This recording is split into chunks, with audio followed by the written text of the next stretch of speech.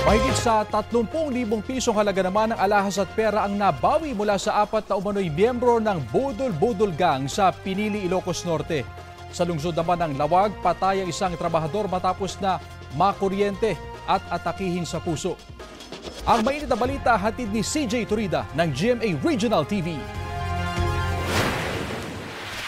Tama sa ulo ng bala ng baril ang ikinasawi ng isang lalaki sa Kalasyaw, Pangasinan nitong Sabado. Suspect ang kanyang kainuman sa isang bar doon. Na-recover ang ginamit na baril sa krimen na isang improvised pistol. Inaalam pa ang motibo sa krimen. Still under investigation pa po, so nakakandak po sila ng thorough investigation upang makita po natin kung sino pa yung nasa likod nitong pangyayaring insidente na to. Sa Lawag, Ilocos Norte, natagpo ang patay ang isang trabahador ng ipinatatayong establishmento.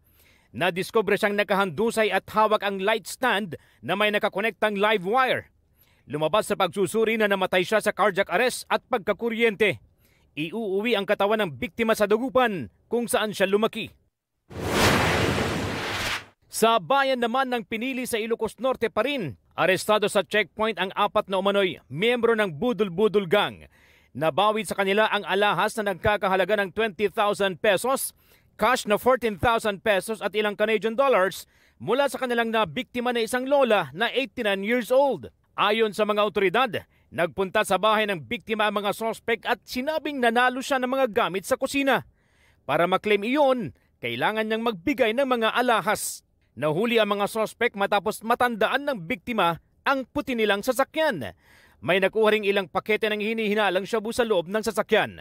Mahaharap sa kaukulang reklamo ang mga sospek. Wala silang pahayag.